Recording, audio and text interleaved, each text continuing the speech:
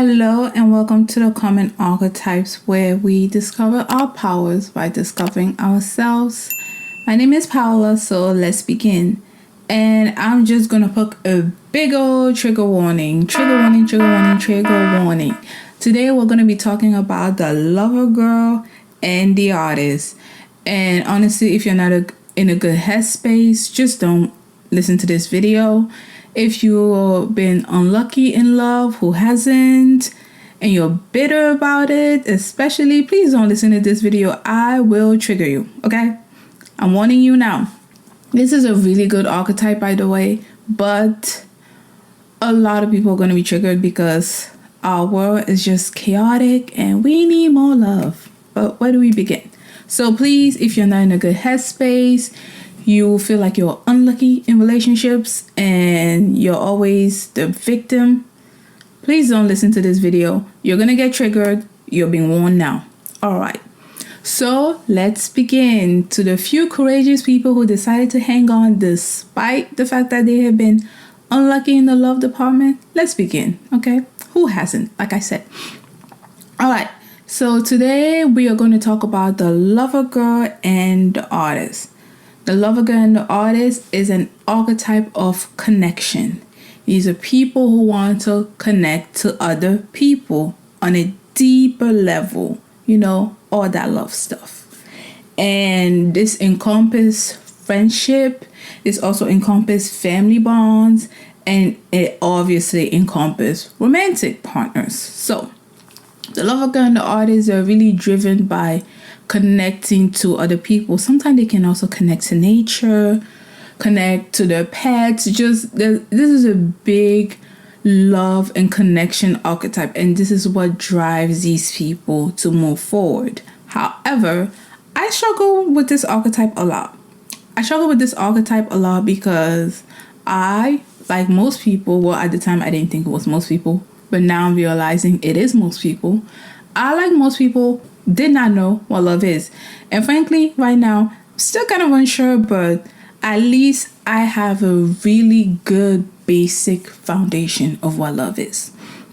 And some of you might be listening to this and you're surprised. Like, at my big age, how did I not know what love is?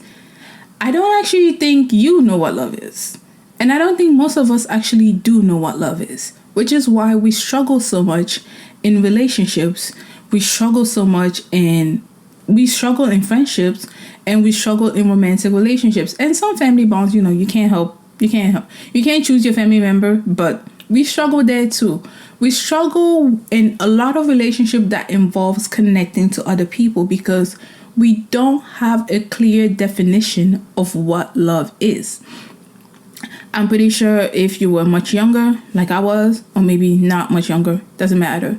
You've asked the adults in your life or the people who you felt cared about you about what love was, and you got a plethora of different definitions. This isn't by accident, okay?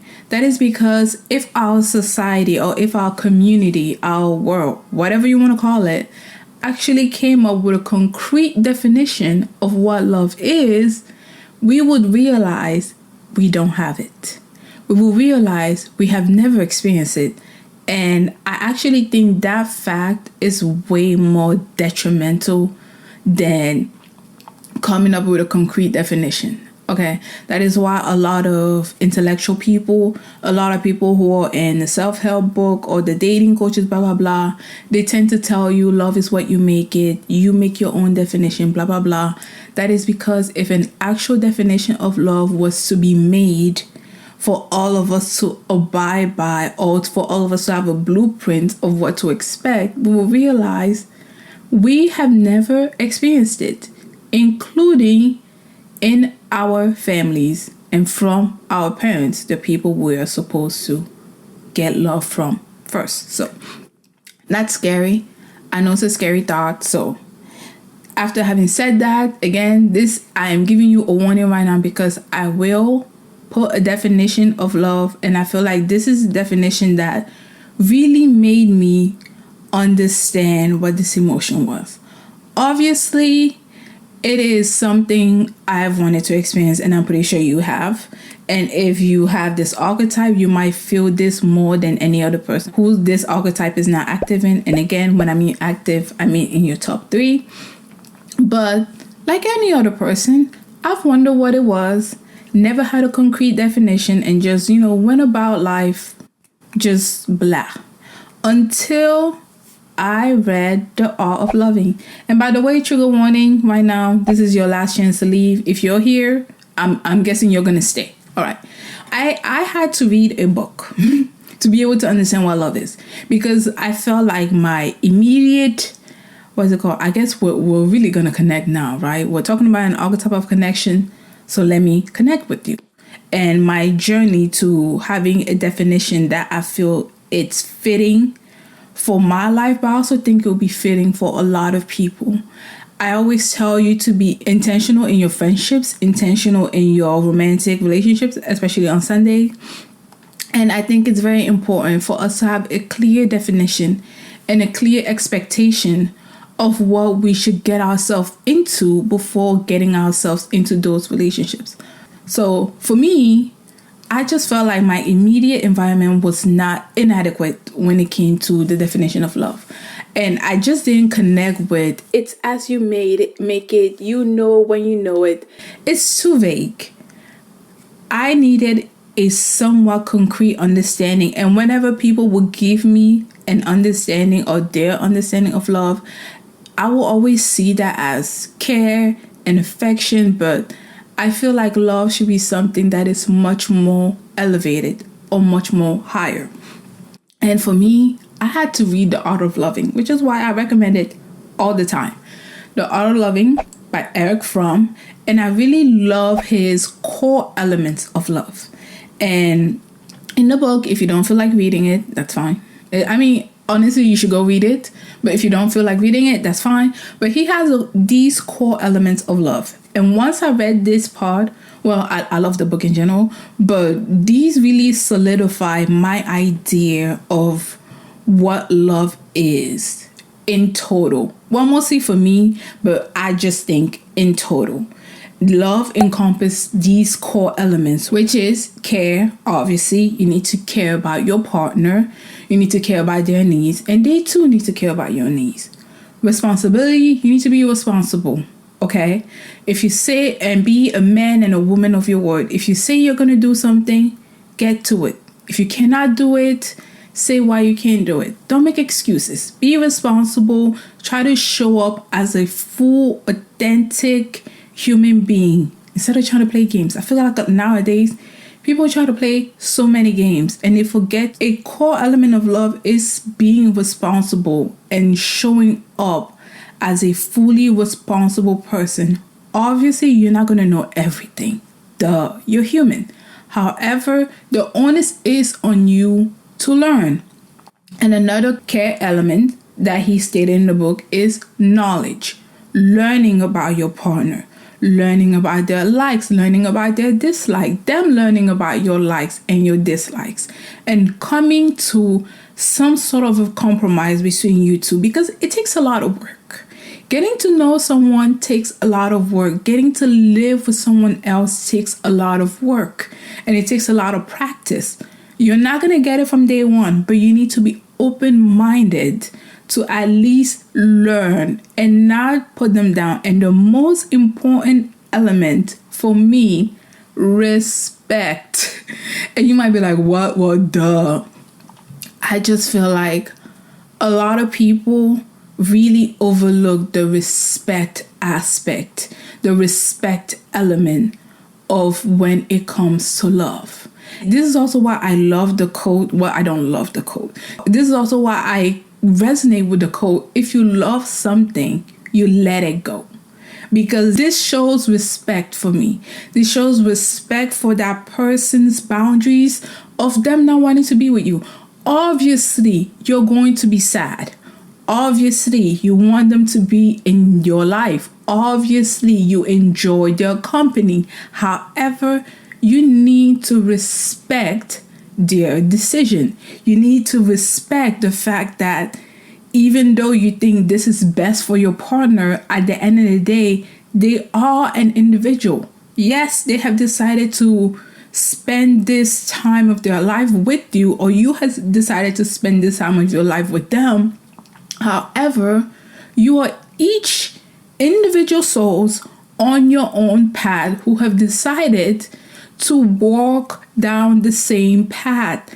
It doesn't mean because your idea is better than your partner's that you get to disrespect them. And this is also why I have so much gripe with people or with this dumb quote. Yes, I'm going to call it dumb because I really think it's stupid. That says, men want respect, women want love. When I first heard that quote, I was like, oh my gosh, a stupid person made this. But then a lot of people around me, really intellectual people, really smart people, started quoting it to me. And I'm just like, is respect not a part of love? Are you not listening to what this man is saying? Because it's clearly a man who came up with that. You're not listening to what this man is saying. Is respect not a part of love? Because respect should always be a part of love. Respect should always be a core element and a core tenet of what love is. You need to respect your partner. And I think this is why heterosexual relationships, and I'm just comfortable saying heterosexual relationships because that's the one I've had, I guess, experiencing quotations. Okay. And maybe in homosexual relationships is a little bit different. I don't know. Okay. I don't know. But it just feels like society, I'm not even going to say this is a man thing. This is clearly a societal, patriarchal, men are at the top, women at the bottom thing that grooms boys and grooms men to feel as though care and affection is love and respect is not. You can care about your partner. You can be affectionate towards them. Give them gifts, celebrate anniversaries and their birthday, give them what they want. That's all nice. However, if you do not respect your partner, and I'm about to trigger you, but you decided to stay, but if you do not respect your partner, you do not love them. And that is where I stand. And I guess that's why I resonate with this book so much. If you don't respect your partner, you don't love them. This is why I don't understand the quote, men want respect, women want love. No, men want their egos to be stroked and women want to be delusional. Like, if the quote went like that, I would 100% get it. Yeah, there are definitely some women who want to be delusional when it comes to love. They are just like, treat me like a princess. I mean, it's great, but you also need to come in to the relationship as a fully formed human being, as a fully formed person. And the respect aspect that I feel like some men are asking for is just to have their ego stroken and to not be challenged. Is it respect? I don't know. I digress. But my definition of love, I'm going to stand on the shoulder of two giants. I believe these are two giants. And I feel like a definition of love that I think is all encompassing and is a guide would be these core tenets from Eric Fromm paired with Bell Hooks. Bell Hooks in her book All About Love, and I know some people love the book, some people do not really like that book, but despite what you think, I love the book. And in her book, she also added a statement that said, love is a will to extend oneself for the purpose of nurturing one's growth or another spiritual growth. And I really love adding Eric Fromm's definition of the core tenets of love, which are care, responsibility, respect, and knowledge, paired with Bell Hooks, which emphasizes the nurturing and the spiritual growth of oneself and another. This is also why I believe a lot of us struggle with love, because we just focus so much on the care and affection part of love, which is great.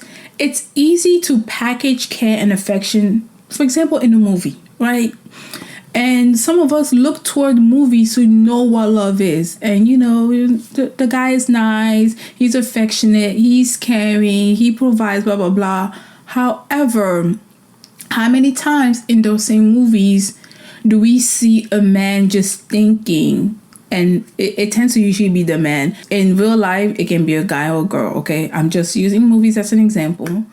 But how many times do we see in movies where we see a guy just push every single time, even when the girl says no, until she eventually relents? How many times do we see that he does not respect the person he has affection for, boundaries? How many times do we not see that? And in their relationship, do they grow as two individual souls? Do they nurture one another? Do they expand? It's just, I know some people are going to relate to this, others are not. This is just what I relate to. And it's kind of sad that I had to read a book to be able to get this knowledge. However, I also think our society does not want to make a concrete definition of love, because we will all feel sad that for most of our lives, we have not encountered someone who is out for our spiritual and their own spiritual growth. And we are willing to settle in relationships and settle in environments where we are not alone, where we don't feel lonely, where we are quote unquote accepted, even though we're really not, where a person is there just physically, even though mentally and emotionally and spiritually they're checked out. We will settle for a physical body and call it love, even though we know it's so much more. So going back to the archetypes, well, we're still in the archetype of the lover girl and the artist. These are also people who they love to connect with other people on a deeper, meaningful level. It can be spiritual, it can be mental, and of course it's going to be physical, right? They are fully involved in the relationships they are with that person. They really do embody that responsibility when they are in a relationship. They're fully present, they're fully engaged, they're fully involved, they're fully ready to learn about their partners and give them everything. But the thing is, people who do have this archetype struggle a lot in the world because people don't know how to give, okay? People do not know how to give themselves fully, either because they have done that and they've been hurt. So how can you blame them, right? Or they just feel like it's easier to receive. They don't want to be a sucker. And then there's some other people who do not believe real love exists. That's a different topic, but that's them. And people who do embody this archetype, they obviously do believe real love exists and they're willing to give everything in a relationship. This is why they come across as really good lovers and really good partners. However, a lot of people who get into a relationship with people who embody this archetype, this can be friendship or romantic relationship, will always lose them because most people don't know love. Most people don't know how to give themselves fully. And it is a scary thing. I agree. Sometimes I don't even know how, like, I have met a couple of people who do have this archetype, and sometimes they scare me a little bit. It's just like, how are you able to just be so open, raw, and vulnerable and not be scared of getting hurt? But the thing is, they are scared of getting hurt, but the love they have overshadows their fear, which is why they're able to be so open and so raw and so vulnerable in a relationship. After they have done that and the gap has been closed, when they feel like they know their partners now, they know who they are, they understand them fully. For some reason, I don't know what the reason is. Okay, this is not a dominant archetype for me, and I told you I struggled coming up with this video. For some reason, after they fully understand who their partner is, they will move on to another partner, and they can be very flighty. So, a key point to know if you have this archetype active is, do you relationship hop after you have fully understood who that person is in front of you? That is a major identifier. People who tend to find themselves in a constant loop of relationship are the people who tend to embody this archetype the most. And this is a loving archetype. Although from the outside looking in, it's like you're not committal. That's not really it. It's the fact that the desire has been reduced. And what do I mean by that? You know, we've all encountered this at one point or another, or at least I hope we have. Okay, when you have a crush on someone, or you find someone who piques your fancy, and you find them interesting, but you find them interesting because there's a gap. You don't know who they are. You may know their name. You might know their age. You might know their friend group, but you don't fully know them. There's a big old vacuum. There's a big old gap between you and them, and that tends to foster desire because you don't know who this person is. You start thinking, are they like this, are they like that, and you start fantasizing a little bit, which is fine, okay? But you know, people who have this archetype, they're not very fantastical. They keep themselves very grounded. It's not like the innocent and the charmer who are just dreamers, and they run with their dreams. The lover girl and the artist are actually very grounded. And again, maybe I did mention this. I don't think I did. The lover girl is the feminine pole of this archetype. The artist is the masculine pole of this archetype. So in that case of fantasizing about that person, people who tend to have this archetype, they will want to close that gap and become more intimate with the person.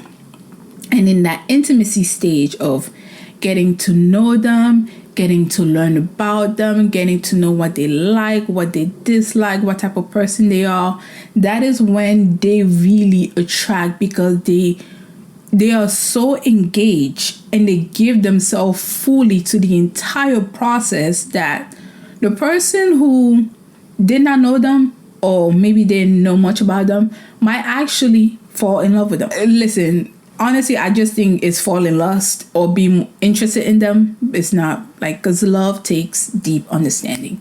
So that other person that they want to engage in that way will actually become more interested in them. And once that gap has been closed, once intimacy has started, you know, because intimacy begins when there's no gap in between people. You feel like you understand one another. Then again, in the age of hookups, it's like different. But you feel like you understand one another and you give yourself fully and you become, you know, physically intimate or mentally intimate or spiritually intimate, however you want to do it. But once intimacy has been established, the people who have this archetype, they tend to, I guess, it sounds harsh. It sounds like a guy, and I think a guy is a good example, but women do this as well. But it sounds like a guy who's just trying to get the girl, and then once he's gotten the girl, basically was physically intimate with her, he leaves her and then goes to another person. But it's really that they thrive in that desire stage of not knowing who that person is. And that is what makes these people amazing at, you know, at being partners, because they are so open. But usually once that intimacy has been established, they would tend to detach and start that whole process all over again, because it is just how this archetypes function. It is unfortunate. A lot of people are going to call you a player because of this. A lot of people are going to say you're non-committal because of this. But if you really have this archetype and you really do embody this lover girl and artist archetype that is fully open and fully vulnerable and want to be intimate and want to connect to other people, maybe a more challenging partner is who might be best for you. And maybe don't try to prolong that state of you knowing your person. But it might be difficult depending on the archetypes you're dealing with. Actually, now that I think about it, after I finish this series, I might start the archetypes who tend to pair well with which archetype. I hope I'm making sense, because even though the lover girl and the artist are the feminine and masculine pole of this archetype, they are actually not going to pair well together. Okay, there are other archetypes that are able to give them that emotional fulfillment, that spiritual growth that Bell Hooks said. Because again, this archetype thrives in the space that has yet to be established between two people, and they really grow and mature in that space. So this archetype they tend to be committed. They tend to be committed to partners who will take a harder time to, I guess, unlock, or where that space can be prolonged for a while. Whereas other archetypes that are more open, such as the nurturing mother, it's like, it's not a good match. So I'm actually going to do a series about the archetypes that tend to match well together, because a lot of these archetypes, although masculine pole and feminine pole, they actually do not match together in the partnerships, and sometimes they need people who are a little bit more opposite to them to really make them grow, mature, and nurture their spiritual growth. And in that sense, they will also nurture their partner's spiritual growth, which is why, again, I love this definition of love. I think it's amazing, but, use it or don't use it.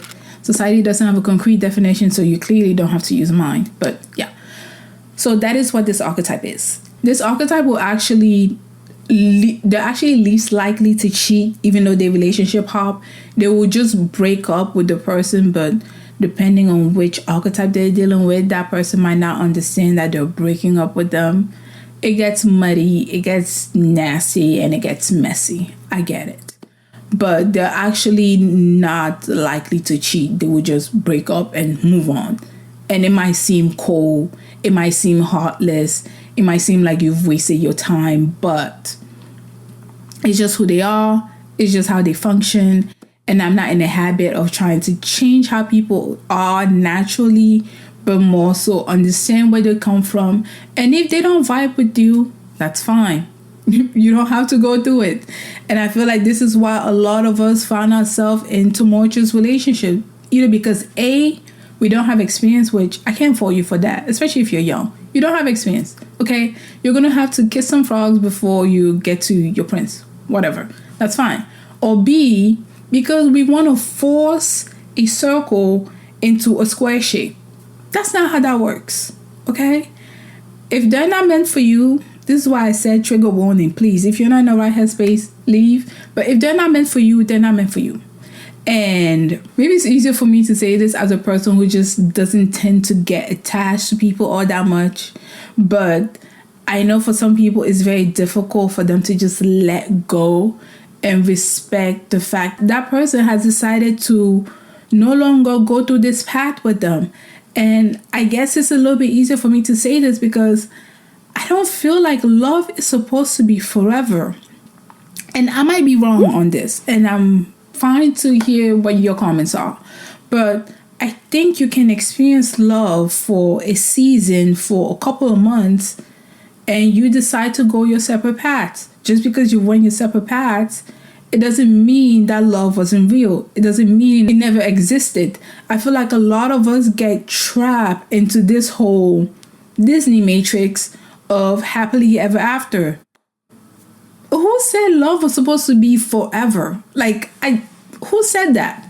But some of us feel like if a relationship did not extend the course of time, then I didn't experience love in that relationship. But that's not true.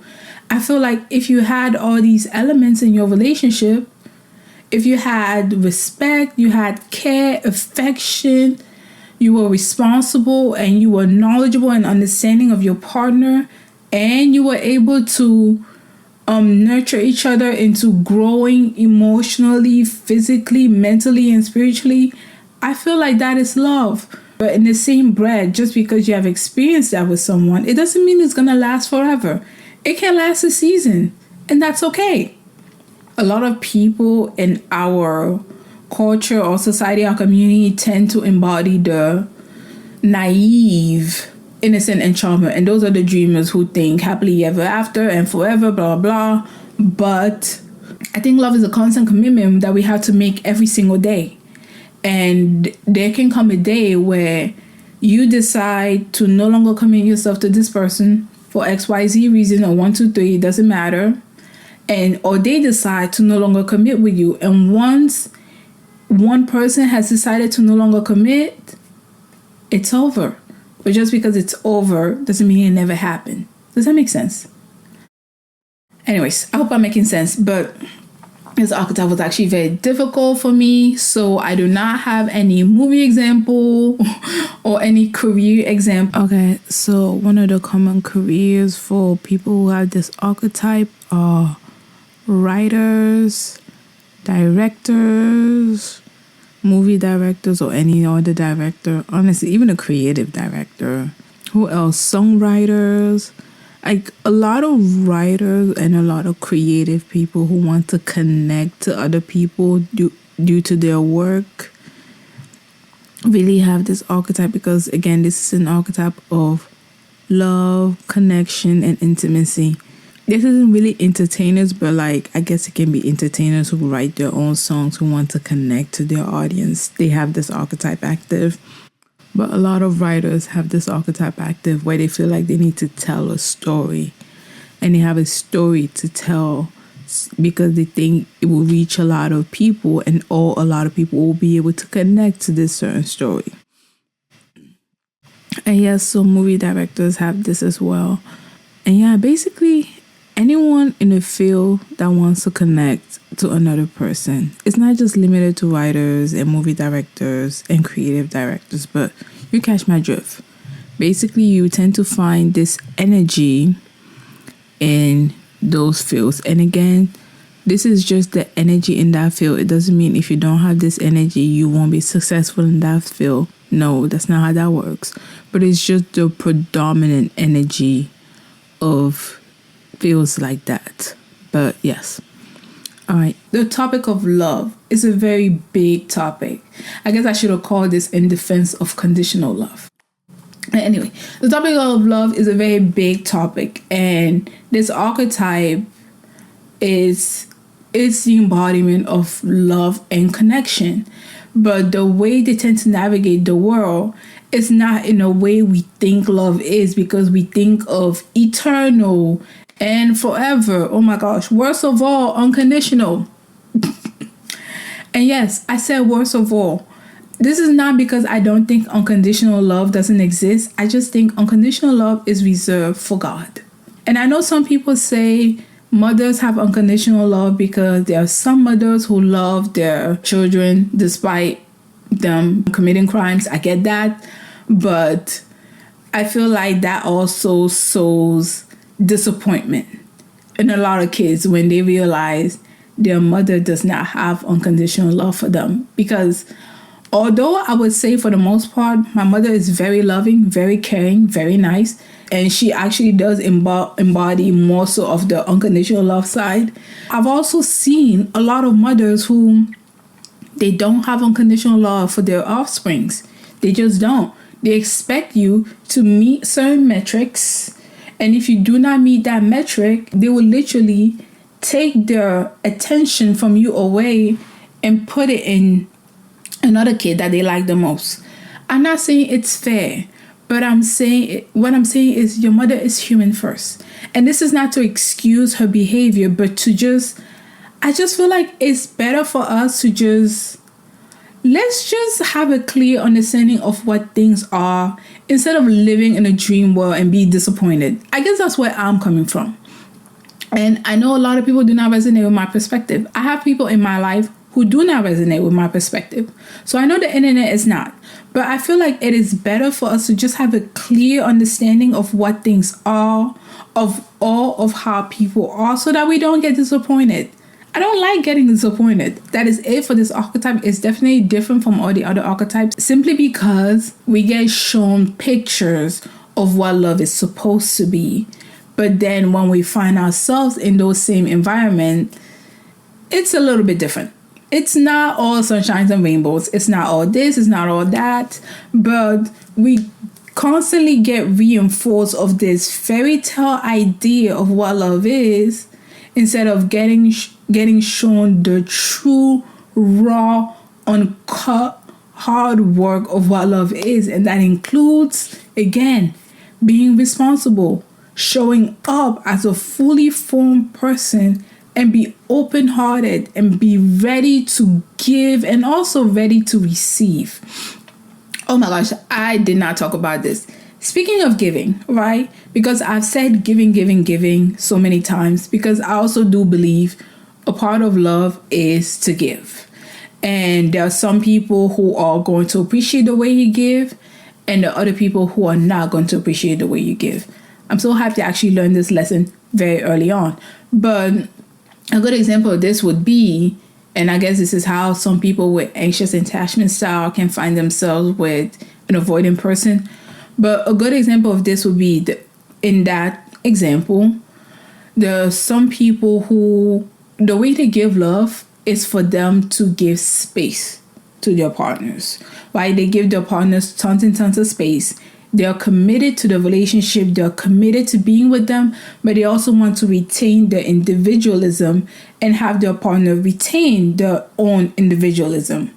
Whereas other people, the way they give love is through working together, literally working physically together. They might be cooking together, cleaning together, whatever. They're working on this project together.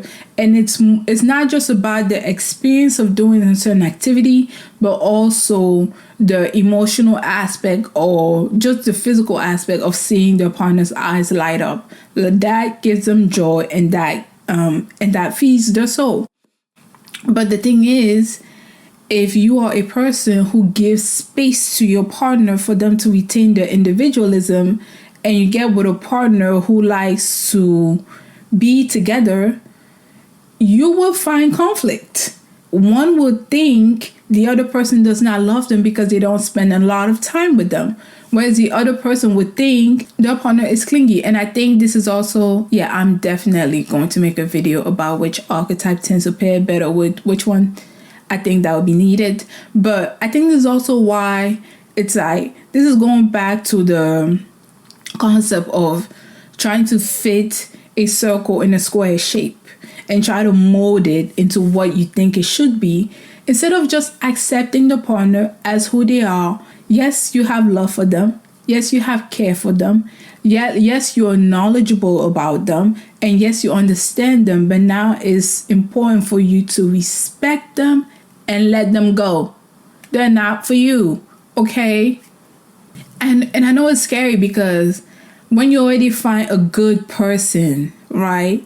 A good person who is able to give you some things here, but they're not really giving you some things here, you try to compromise and you try to make it work. But if this thing over here actually weighs more than them opening the door for you or them giving you flowers or blah, blah, blah, the relationship would not be for your growth or their growth. However, if they're able to complement you in the way you need to be complimented in, this can be, if you're a person who values your space, they give you that space. Or if you're a person who values your time with your partner, they are there. If they're able to do that, that is when you are, I guess some people call this yoked. That is when you're walking down the same path. That is when you're nurturing yourself and you're growing physically, mentally, and spiritually. And you don't have to fight. In those instances, you don't have to fight. And everything is just easy. Love can be easy. But although it can be easy at times, it does, I understand it takes a lot of getting to know yourself, getting to know who you like in a partner, getting to find the right partner for you, and then the partners who are going to complement you. It takes a lot of work. It takes a lot of time. So don't feel like you have to rush. You're not left behind, okay? I don't care if you're 40, 50, 60. You are not behind. You are on your own timeline. And you are perfectly aligned to where you need to be. Don't let society tell you you're behind. They don't even have a definition for love. So they are in no position to tell you you're behind. Okay? Don't let them tell you you're behind. They are in relationships where they're getting harassed and abused daily. Like, no. Right? We want relationships that are going to be fulfilling, and for us to grow and expand and become even a fuller version of ourselves. Can you be that by yourself? Absolutely. But can you also do that with another person? Absolutely. So don't give up. And it's a lot of work, but it is not impossible work. And the work does need to start with you. Understanding who you are. Understanding how you show up. Understanding how you give love.